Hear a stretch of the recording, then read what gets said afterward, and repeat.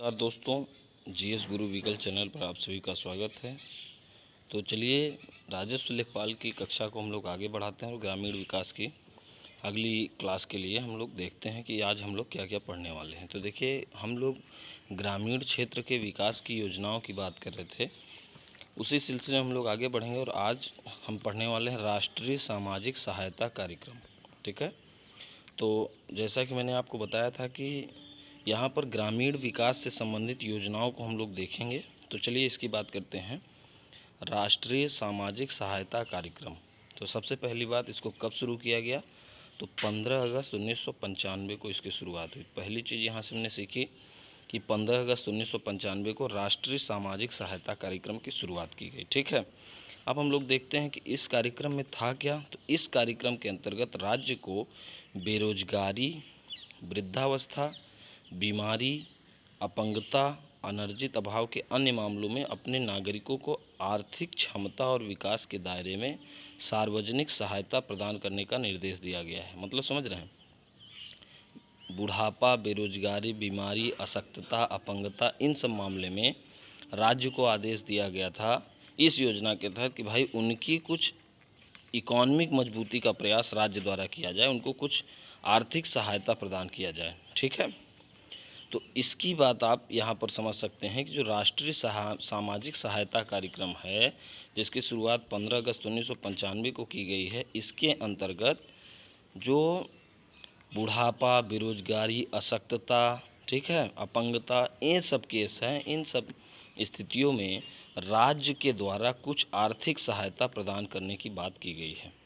अगर यहीं पर बात करें इंडियन पॉलिटी एंड कॉन्स्टिट्यूशन की, तो आप सब जानते हैं भारतीय संविधान के आर्टिकल 41 में साफ साफ कहा गया है कि राज्य की ये नैतिक जिम्मेदारी है कि राज्य में जो भी बूढ़े लोग हैं, बुढ़ापे हैं, बेरोजगार हैं, अशक्तता है, जिनके साथ अपंगता है, उन सब के साथ राज्य जो है उनको आर्थिक सहायता प्रदान करे।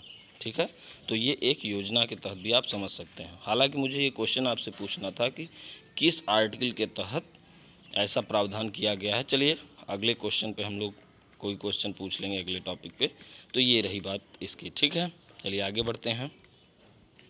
सांसद आदर्श ग्राम योजना का देखिए काफ़ी पॉपुलर है ये सांसद आदर्श ग्राम योजना, आप सब सुने होंगे। मोदी जी के आने के बाद सबसे पहले इसकी जोर तोड़ तरीके से शुरुआत की गई थी। तो 11 अक्टूबर 2014 को इसकी शुरुआत की गई।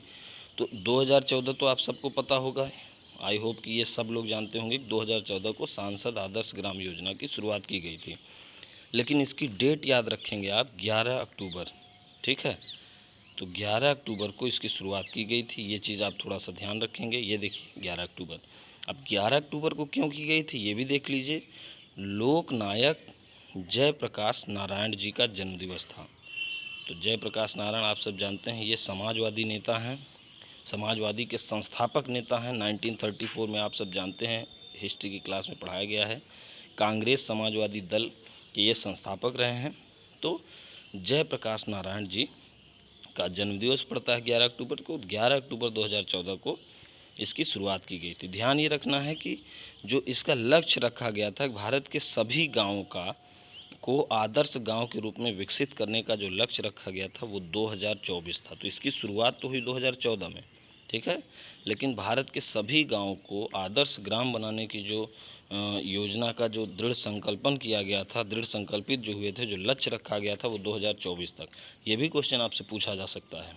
ठीक है, इस तरह से देखिए, यहाँ से पहली बात तो ये पूछी जा सकती है कि भाई जो सांसद आदर्श ग्राम योजना है ये किसके निम्न में से किस महापुरुष के जन्मदिवस पर शुरू की गई है? तो जयप्रकाश नारायण। कब हुआ है? 11 अक्टूबर को। ठीक है, 2014 में इसकी शुरुआत हुई है, ये भी हमने देखा, और 2024 तक इसको पूरा करने का लक्ष्य रखा गया है। तो इतनी बातें यहाँ से हम लोग सीखेंगे।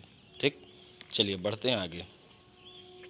देखिए भाई, इसको समेकित वाटर शेड प्रबंधन कार्यक्रम, अब नाम से ही आपको समझ में आ रहा होगा कि समेकित मतलब इंटीग्रेटेड, वाटर शेड का मतलब समझ रहे होंगे कि जल की उपलब्धता का जो मैनेजमेंट है उसका प्रोग्राम है। मतलब जो बारिश का जो पानी होता है उसको किस तरह से मैनेज किया जाए, सरकार इसके लिए काफ़ी पहले से प्रयास कर रही है। ठीक है, और ये ज़रूरी भी है चूँकि हमारी भूमि का जो जल स्तर है लगातार गिर रहा है। तो देखिए इसको देख लेते हैं इसका उद्देश्य समेकित वाटरशेड प्रबंधन की प्रक्रिया के माध्यम से वर्षा, देखिए, सिंचित भूमि की उत्पादकता बढ़ाना तथा निश्चयात्मक स्वामित्व प्रणाली प्रारंभ करने, भूमि सूचना प्रणाली तैयार करने हेतु आधार रखने के लक्ष्य से राष्ट्रीय भूमि अभिलेख आधुनिकी कार्यक्रम के अंतर्गत संघराज क्षेत्रों को सहायता प्रदान करना था। ये काफ़ी लंबा है, बस आप ये ध्यान रखिए ये, ठीक है। तो मेन फोकस आपका इस पे होना चाहिए, बाकी चीज़ें आप निगलेक्ट कर देंगे तो भी कोई दिक्कत नहीं। तो ये है समेकित वाटरशेड प्रबंधन कार्यक्रम। अब ध्यान ये रखना है कि इससे भी इम्पॉर्टेंट बात यह है कि कब शुरू की गई। आपसे ये ज़रूर पूछा जाएगा ये कब शुरू किया गया, तो याद रखिएगा ये भाई 2009-10 में इसकी शुरुआत की गई थी। यही नोट डाउन कर लेंगे आप। 2009-10 में समेकित वाटरशेड प्रबंधन कार्यक्रम की शुरुआत की गई थी, ठीक है, याद रहेगा भाई। चलिए बढ़ते हैं आगे। आज ज़्यादा नहीं है, देखिए थोड़ी थोड़ी योजनाओं को ही हम लोग लेके चलेंगे ताकि आप उतना अच्छे से याद कर सकें, उतना आपकी तैयारी बेहतर होती चले, ठीक है। चलिए अगली बात हम लोग करते हैं आदर्श ग्राम योजना की। देखिए सांसद आदर्श ग्राम योजना अलग है, वहाँ पर क्या है, सांसदों को एक गांव को गोद लेने की जो बात कही गई थी और उसका पूरा विकास करने की बात कही गई थी, वो थी सांसद आदर्श ग्राम योजना। वो 11 अक्टूबर 2014 को शुरू की गई थी, ठीक है। यहाँ पर हम बात कर रहे हैं आदर्श ग्राम योजना, तो यहाँ से बिल्कुल कंफ्यूज नहीं होंगे आप, ठीक है, जो पूछा जाएगा वही बताएंगे। चलिए तो यहाँ पर देखते हैं कि जो आदर्श ग्राम योजना है ये 1903 में डेनियन हैमिल्टन ने सहकारिता के आधार पर ग्रामीण विकास की एक योजना बनाकर मद्रास के निकट सुंदरम ग्राम में, देखिए भाई, सुंदरम ग्राम में यह योजना प्रारंभ की। इस कार्यक्रम के अंतर्गत 1916 में सहकारी जमा संस्था की स्थापना की गई। इस योजना में ग्रामीण क्षेत्र के बेरोजगार युवक कृषकों को विशाल रूप से प्रशिक्षण देकर आत्मनिर्भर बनाने पर बल दिया गया। बस यही आपको लाइन याद रखनी है। ये देख रहे हैं भाई, ग्रामीण क्षेत्र के बेरोजगार युवक कृषकों को प्रशिक्षण देकर, उनको स्किल देकर, उन्हें ट्रेनिंग देकर आत्मनिर्भर बनाने पर जोर दिया गया था। तो ये आदर्श ग्राम योजना की बात है। ये कब की बात है ये भी आप देखेंगे, ये है बात 1916, ठीक है। और इसको कौन शुरू किया, इसके जनक कौन है, डेनियन हैमिल्टन। कहाँ किस गांव से शुरू किया गया, तो यहाँ पर देखिए सुंदरम ग्राम। कहाँ पर है ये, मद्रास, समझ रहे हैं, मतलब जो आज तमिलनाडु है। तो 3-4 बातें आपको यहाँ से याद रखनी है। देखिए जो यूपी पीसीएस का भी पेपर है, यहाँ से ऐसे बहुत सारे क्वेश्चन बनते हैं। अगर आपको याद होगा 2020 का या 2019 का पेपर, तो देखिए यहाँ से इस तरह से क्वेश्चन पूछ लिए जाते हैं, ठीक है।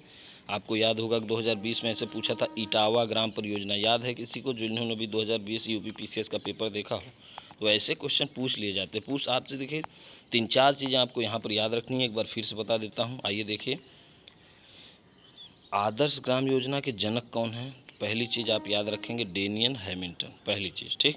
फिर आगे बढ़ेंगे, ये कब शुरू की गई, 1916 में। कहाँ शुरू की गई, सुंदरम ग्राम में।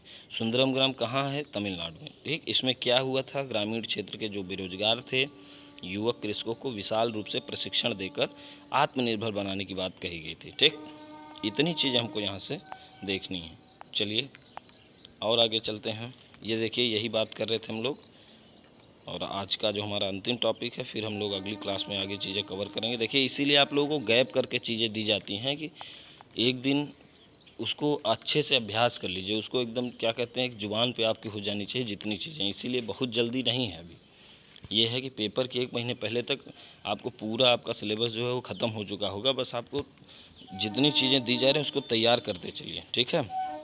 चलिए बात करते हैं इटावा अग्रगामी योजना, ठीक है। यही था यूपी पीसीएस 2020 का क्वेश्चन, अगर आप लोगों को याद होगा, ठीक है। तो देखिए इटावा अग्रगामी परियोजना को हम लोग समझ लेते हैं कि यह ऐसी प्रभावी योजना थी जिसके परिणामों को देखकर देश में सामुदायिक विकास परियोजना, अब देखिए ये सामुदायिक विकास कार्यक्रम अगर आप सबको याद होगा, चलिए कमेंट सेक्शन में आप लोग कमेंट करेंगे कि सामुदायिक विकास कार्यक्रम कब शुरू किया गया, ठीक है। तो आप लोग इसको कमेंट करेंगे, और बहुत ही आसान क्वेश्चन है, और हिंट भी दे रहा हूँ कि योजना आयोग के जस्ट बाद सामुदायिक विकास कार्यक्रम की शुरुआत की गई थी। बाकी आप लोग अब अंदाज़ लगा लेंगे।